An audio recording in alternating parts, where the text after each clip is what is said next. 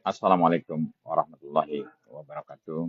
Allahumma shalli ala sayyidina Muhammad. Ya Rabbi shalli alaihi wasallam. Rabbi bafa'ana bi barakatihim wa hadina husna bi hurmatihim. Sahabat Islam di manapun berada, kembali berjumpa dengan saya dalam rangka silaturahmi berbicara berbagai hal, terutama terkait dengan kemaslahatan umat, terutama terkait dengan keberadaan negeri kita yang tercinta ini. Ya. Yang paling tidak kita ngobrol-ngobrol santai. Ya.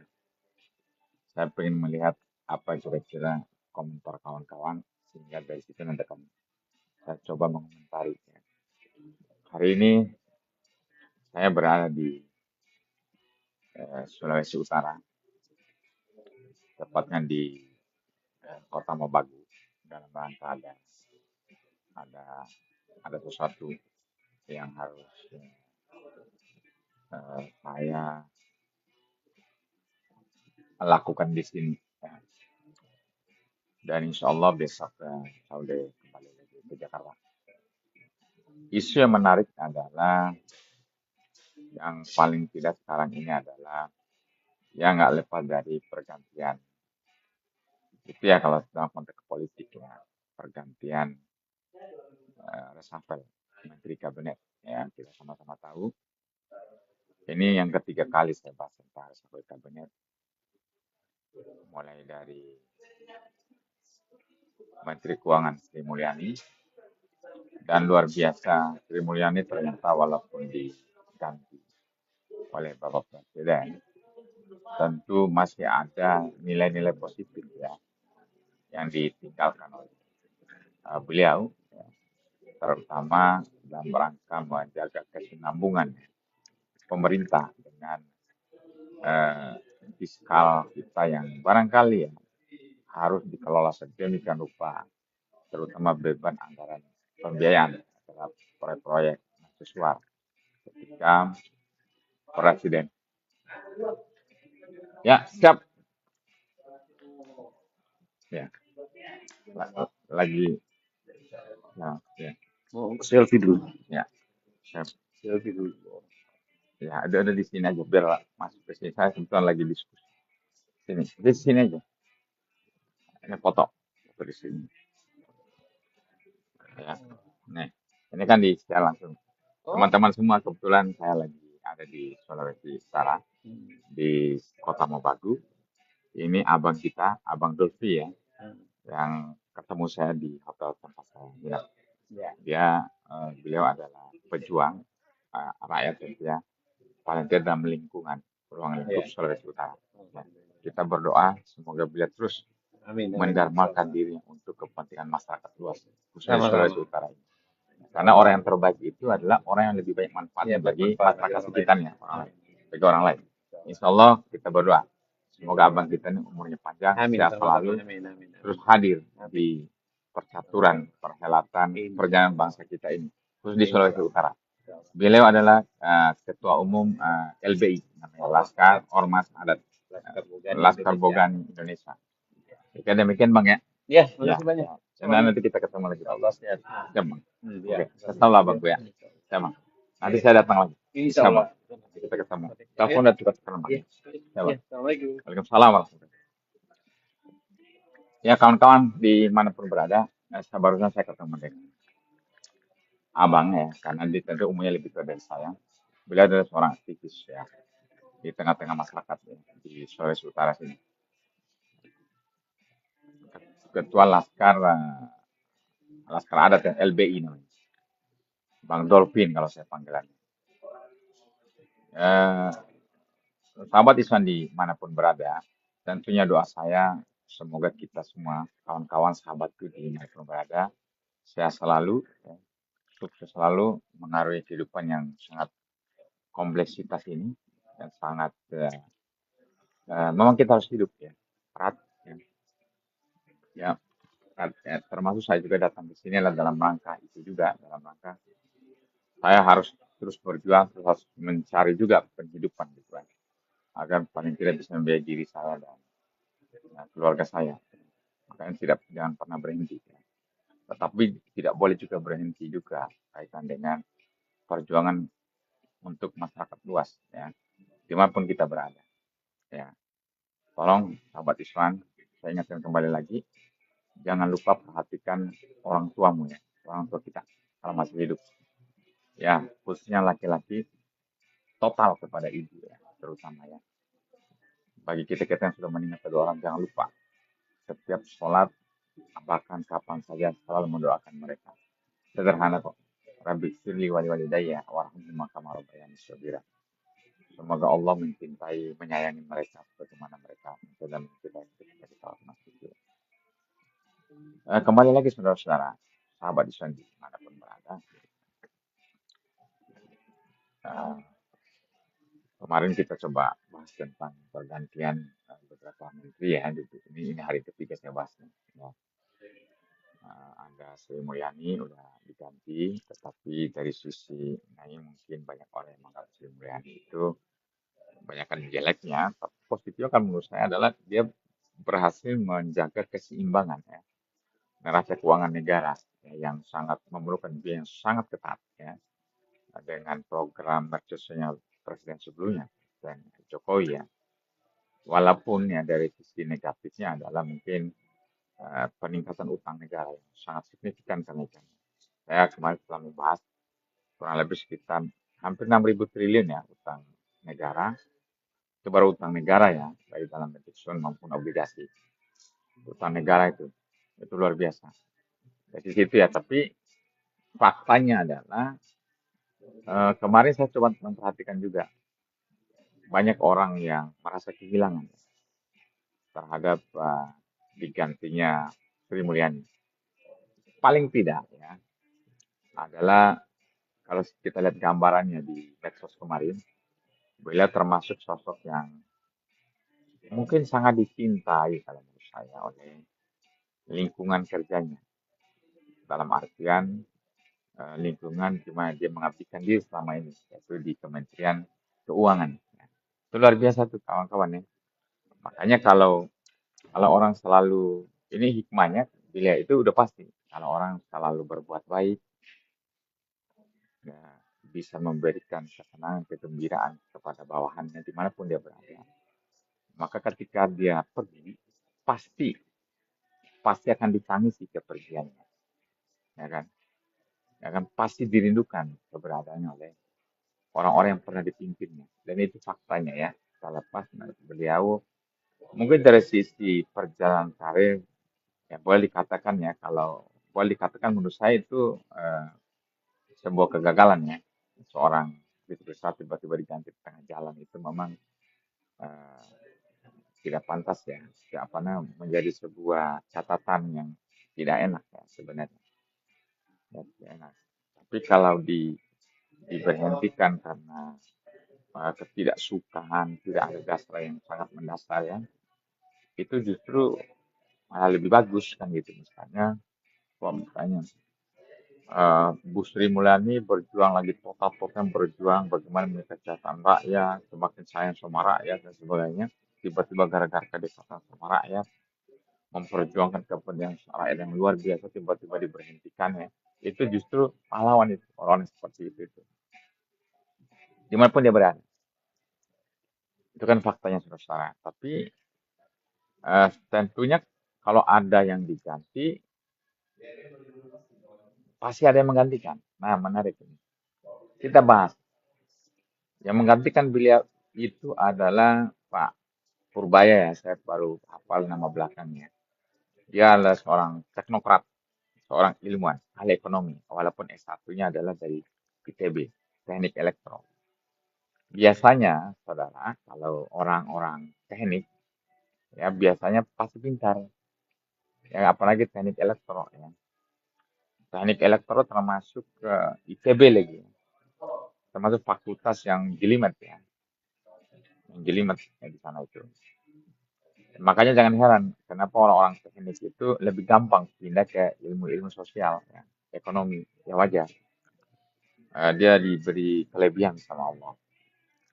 sehingga dia bisa melanjutkan S2-nya ekonomi dan S3-nya pun ekonomi. Hanya saja kelemahannya kalau orang pintar dan teknokrat tidak diimbangi dengan kebiasaan bermasyarakat, ya, melakukan kerja-kerja sosial, bukan saya menuduh beliau ya, maka biasanya orangnya kuper, ya, bahasanya itu. Orang nggak gaul. Ya, misalnya kalau orang nggak gaul itu, mohon maaf saya ngomong apa adanya nih ya. Mohon maaf, mohon maaf. Orang nggak gaul tuh kadang-kadang tuh namanya orang tidak bergaul. Kadang-kadang tuh tidak tahu lingkungan. Ya, kalau orang tidak tahu lingkungan ngomong apa adanya aja, sembarangan aja gitu. Makanya menjadi heboh kemarin itu. Mohon maaf saya ngomong kekencang, saya ngomong seperti ini. Jangan sampai Pak Purbaya itu justru menciderai ya Pak Prabowo, ya. Pemerintahan Pak Prabowo dengan komentar-komentar itu nyeleneh ya. Walaupun dia sudah minta maaf ya. Mungkin kalau publiknya nggak mengkritisi, mungkin dia tidak minta maaf itu. Itu warning tuh sebenarnya itu ya. Ya, makanya kalau mau jadi pejabat hati-hati kalau bicara ya. Ya, masa eh, statementnya ada unsur sombongnya gitu kan. Ya kan? Saya tidak sebutkan apa yang dibicarakan. Kita bisa lihat di YouTube maupun di media-media cetak maupun audio visual lah ya. Terus medsos bisa dilihat sih, bisa di tracking, bisa ditelusur tentang statement dia itu. Ya, itu saya kira berbahaya. Dia nggak usah banyak ngomong lah gitu kan, bekerja saja gitu kan. Rakyat tidak butuh itu. Jangan sampai statement itu memicu eh, kebencian rakyat lagi sama pemerintah gitu. Dan tidak boleh. Karena salah satu digantinya Bu Sri Mulyani itu salah satu kan demikian, bisa jadi di samping masalah capaian ekonomi yang dipandang oleh Pak Prabowo mungkin gagal atau mungkin tidak sesuai dengan narasinya Pak Prabowo, ya kan?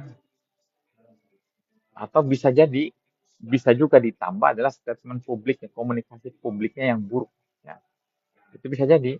Bu Sri Mulyani salah satunya adalah guru-guru ini membebani negara. Itu kan statementnya yang yang sangat keliru ya. Bisa juga itu kan menciderai hati guru ya. Padahal guru ini kan orang harus kita muliakan, harus kita cium tangan kan bahasa asalnya. Karena tidak mungkin kita seperti ini kalau tanpa guru, gitu kan. Itu kadang-kadang tuh di situ kita harus berhati-hati kalau udah menjadi pejabat publik, diatur ya, diatur bicaranya, jangan asal ngomong gitu. Tapi kalau ngomong kencang dalam konteksnya membela kepentingan rakyat kecil, itu nggak apa-apa tuh saya dukung gitu ya.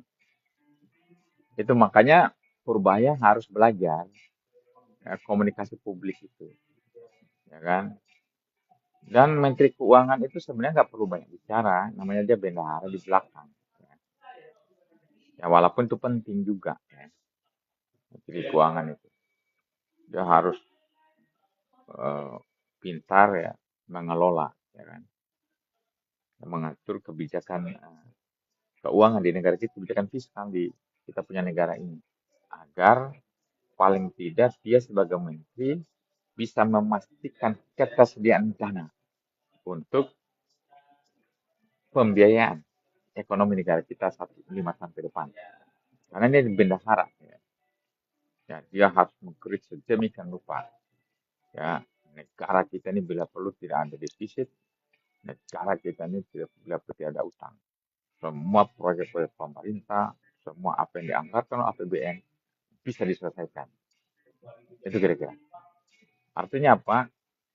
Bahasa sederhananya kalau kita lihat perhatikan zaman dulu, menteri-menteri keuangan zaman dulu ya, ada J.B. Sumarli, kalau nggak salah Radius Prawiro, ya, Ma'i Muhammad, dia nggak banyak ngomong, kerja dia, zaman Orde Baru zaman itu. Maka Pak Purbaya nggak usah nyeleneh, mohon maaf ya, ya kadang-kadang orang pintar itu keblinger juga gitu. Ya, hati-hati ya saya ngomong gak kasar nih. Udah amat, nggak apa-apa saya, ya, biar biar mengerti ya. Kan banyak itu, udah kena semua. Dalam kondisi yang sangat sensitif sekarang ini sebaiknya pejabat publik hati-hati. Pak Purbaya, ya Anda udah ada baru jadi Menteri Keuangan, harus memberikan kesan baik. Paling tidak minimal lingkungan akan Anda masuk itu. Kemudian tentunya seluruh rakyat Indonesia. Mohon maaf, seorang Menteri Keuangan statement saja itu bisa berpengaruh terhadap pasar. Ya, tentunya apa itu? Pasar itu kepercayaan pasar. Apa indikator kepercayaan pasar? Itu ya ada, mohon maaf, yaitu indeks harga konsumen IHSG. Ya, saya tidak mengatakan bahwa gara-gara statement dia ini sehingga membuat eh, indeks harga saham gabungan turun. Ya. Tentunya ya mungkin kalau kita bicara statement itu menjadi salah satu dari sekian banyak variabel yang menyebabkan ini harga konsumen itu menjadi turun ya berapa persen ya, paling tidak sekitar 2-3% turun itu. Itu makanya pejabat Menteri Ekonomi hati-hati kalau bicara. Ini kan menyangkut masalah kepercayaan publik. Ya, publik yang lebih penting itu adalah investor. Itu kira-kira itu kata dengan Menteri Keuangan. Ya. Kan bahkan sekarang baru menjabat aja udah mulai didemo oleh mahasiswa dan sebagainya. Kan lucu. Hati-hati ya, hati-hati ya. Makanya kalau kawan-kawan kalau sekolah tinggi jadi dokter bahkan jadi profesor ya harus diimbangkan dengan banyak bergaul di tengah masyarakat agar bisa tahu masyarakat itu seperti apa, ya kan? Jangan asal ngomong, ya kan? Itu kira-kira Pak Purbaya ya, apa Pak Purbaya, Pak Purbaya ya. Ya saya udah biasa nemu-nemu orang-orang. Mudah-mudahan Bapak sekarang adalah pejabat publik. Hati-hati bicara. Jangan menciderai rakyat, jangan menciderai masyarakat. Sekarang di mana-mana itu sedang terjadi ya, gerakan-gerakan aksi yang luar biasa kepada pemerintah. Bahkan hari ini ya tidak salah ya di Nepal. Di Nepal luar biasa chaos di sana itu. Habis-habisan itu. Ya, bisa kita nonton di berbagai medsos itu. Jangan sampai negara kita seperti itulah ya. Jangan sampai. Makanya hati-hati khususnya pejabat publik nih. Agar atur bicara, atur sikap. Bukan hanya dirinya, termasuk anak istrinya juga harus hati-hati. Anak juga udah kacau juga itu. Ya, dilihat ya. Ya, tentunya kita juga harus lebih selektif dan harus punya insting investigasi juga tentang kebenaran media medsos itu. Karena AI ini kadang-kadang menipu orang, ya menipu orang dan sangat berbahaya. Hati-hati ya. Upayakan check and recheck ya, kebenaran. Karena bisa dibikin kok. Nah, Iswan Abdullah ini kalau dibikin sama AI itu bisa omongan saya itu yang lain ini. Dan itu bahayanya. Apalagi dari awal udah jelek ya komunikasi publiknya. Apalagi yang sudah awal itu menyinggung rakyat. Pasti kan bisa ditambah-tambah lagi dengan teknologi kekinian ini. Oleh karena saran saya, pejabat publik hati-hati. Kembali lagi kawan-kawan semua di manapun berada, baru yang isu berikutnya itu adalah saya mengulas ya, karena ini yang saya kira yang hot ya, isu-isu politik ini. Yang kedua adalah tentang pergantian Menteri Polkam ya, apa ya politik dan keamanan ya, Budi Gunawan. Budi Gunawan ya, itu udah diganti, tapi sepertinya sampai hari ini belum ada penunjukan penggantinya ya. Kita berdoa saja, semoga nanti akan ada tokoh yang pantas dan tepat untuk menggantikan beliau. Biarkan itu adalah ranah kewenangan Bapak Presiden Prabowo Subianto, ya kan? Bahkan mohon maaf ya, kita sebagai anak bangsa siap-siap saja, karena eh, kesiapan kita dan siapapun yang ditunjuk oleh Presiden Prabowo Subianto untuk memimpin ya,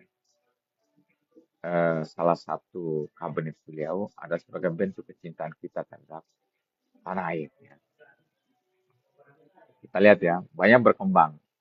Ada ini kan dunia medsos ya, ada yang minta Gatot Nurmantio gitu kan. Heboh tuh di mana-mana ya. Tapi mungkin Pak Presiden lagi ya karena itu ranahnya beliau. Belum ada keputusan sampai dengan hari ini. Mungkin kita tunggu beberapa hari kemudian. Ya, kemudian siapa lagi? Eh, ada Gatot Nurmantio yang diisukan akan menggantikannya. Eh, Jenderal TNI Dudung ya, ada juga yang seperti itu. Tapi kembali lagi kita serahkan sepenuhnya kepada Bapak Presiden Prabowo Subianto ya, untuk menentukan siapa yang paling tepat yang menduduki posisi itu. Saya yakin lah akan ada orang terbaik. Apalagi beliau ini adalah jenderal ya, jenderal TNI ya, salah satu jenderal tentara nasional yang terbaik ya, di negara kita yang tercinta ini. Kemudian yang ketiga adalah tentang pergantian Dito ya, Kemenpora, Menteri Pemuda dan Olahraga. Ini isu yang menarik juga nih. Ada isu yang gantinya si ini si itu, bahkan eh, ada juga mungkin buzzer kali ya. Raffi Ahmad, ada juga nama Raffi Ahmad. Tapi banyak juga yang saya lihat perhatikan di medsos itu, kenapa Raffi Ahmad kan gitu kan? Apakah nggak ada yang lain, tokoh-tokoh yang lain?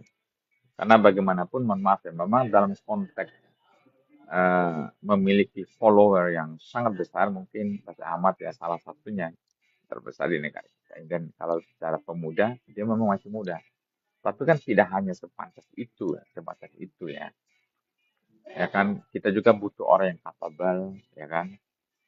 Eh, kita butuh juga orang yang yang memiliki pengalaman kuat ya.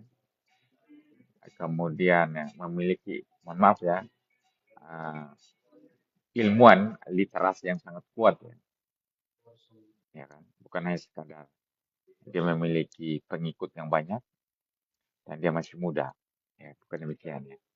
Bahkan banyak orang yang menolak kalau Raffi Ahmad, mereka tidak setuju, masih ada kok yang lain, ya kan? Kenapa? Salah satunya kawan-kawan saya ini pernah ketemu dengan orang ya, dengan orang ini diduga bahwa diduga bahwa, mohon maaf saya pakai diduga nih ya, Raffi Ahmad ya, ada dugaan orang kenapa orang tidak suka sama Raffi Ahmad itu, salah satunya itu dia diduga kuat.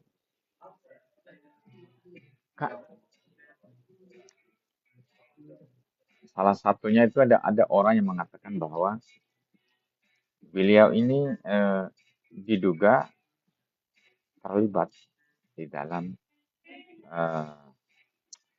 diduga ya laporan pelaku pemilik bahkan pembuat aplikasi. Mohon maaf ya saya ngomong ini. Entah kebenarannya kan orang kan masih itu bisa dicari tuh kalau mau polisi mau cari. Dia omongan dia ya saya ngomong. Mohon maaf ya. Omongannya nih, mohon maaf mungkin baru saya yang pertama kali ngomong nih, karena ada orangnya yang sampai kepada saya. Dia termasuk orang yang mengelola ya para artis-artis yang memiliki akun video online gitu ya, video online.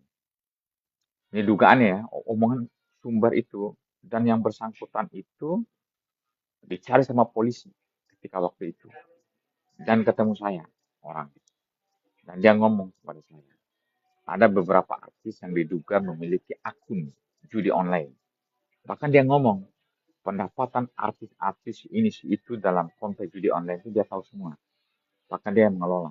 Tapi pada waktu itu dia dicari oleh aparat kepolisian hilang sampai hari ini. Nah, saya dengar kabar terakhir yang bersangkutan itu lagi di Kamboja. Di Kamboja tinggalnya di Pik 2 di Tanjung Priuk sana. Itu kan banyak artis-artis juga. Itu kan kalau ini karena ini di pejabat publik, saran saya juga ya sebagai ya saya bisa mengklaim sebagai orang Gerindra karena adalah saya punya kartu anggota Gerindra dan saya juga adalah caleg yang dalam konstelasi Pileg tahun 2024 masuk di melalui Partai Gerindra dan mohon maaf ya saya termasuk orang yang selalu mendukung Pak Prabowo, ya baik sebagai juru kampanye nasional tahun 2014, 2019, dan termasuk dari caleg Partai Gerindra tahun 2024 ya. Itu harus memilih orang yang benar-benar kapabel dan akuntabilitas, ya, jadi pertanggungjawabkan dan bersih. Gitu. Ini mohon maaf ya, saya bukan menuduh, ini diduga. Saya dapat langsung loh dari orangnya. Dia mengatakan ada beberapa artis yang dia tahu betul tentang kenapa dia kaya dan sebagainya.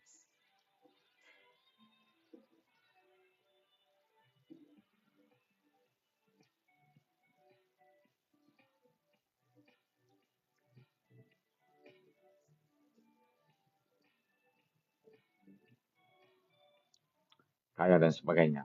Banyak dia sama kepada orang yang udah hilang karena dikejar-kejar oleh kejaksaan oleh kepolisian waktu itu.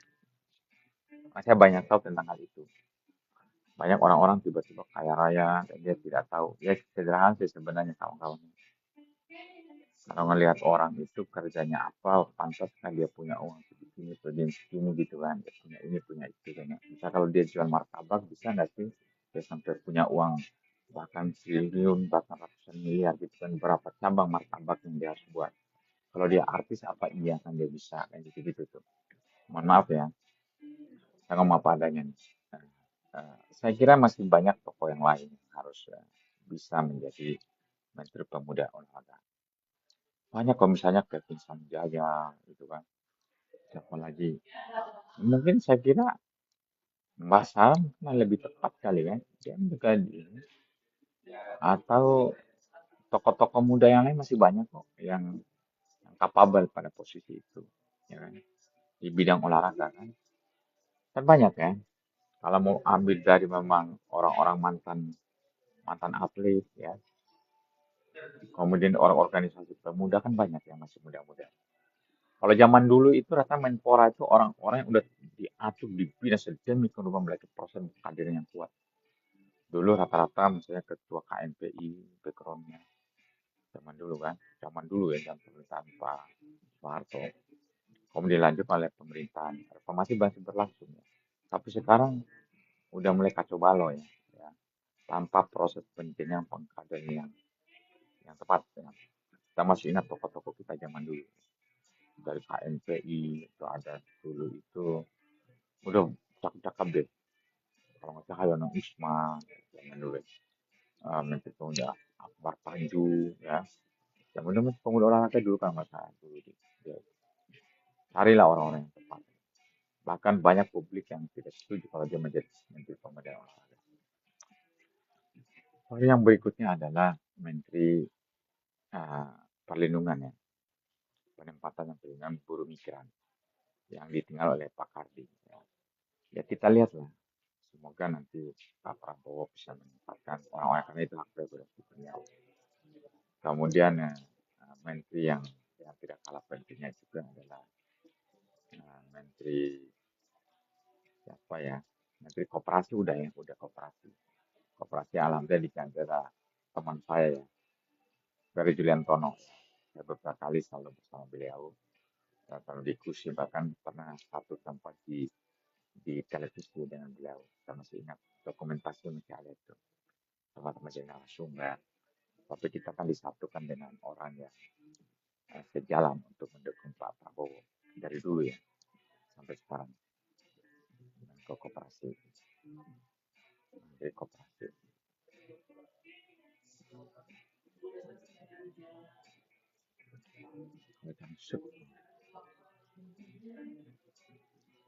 Menteri Kooperasi. Kira-kira Menteri Kooperasi. Baru berikutnya lagi kita cari Menteri Kooperasi udah. Ya, menteri yang menarik lagi sekarang itu yang jadi rebutan orang-orang adalah saya lihat adalah menteri wakil menteri yang menggantikan Nur. Banyak orang itu. Udah banyak viral di mana-mana itu. Kita doakan saja lah karena itu adalah hak prerogatif presiden. Tapi paling tidak semoga nanti ditemukan menteri yang benar-benar kapabel dan paling tidak komitmennya sama dengan Pak Prabowo. Ya. Dia bisa total mendukung Pak Prabowo. Ya. Bukan orang-orang yang memang selama ini memang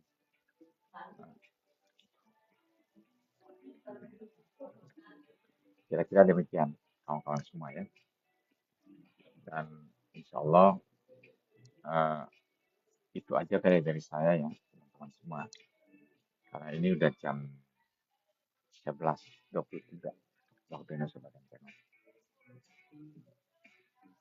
Jangan pernah bosan mencintai negara kita, di mana kita dilahirkan, di mana kita dididik, di mana kita dibesarkan, di mana pun kita mencari nafkah, yaitu negara Indonesia yang sama-sama kita. Akhirnya, Assalamualaikum warahmatullahi wabarakatuh.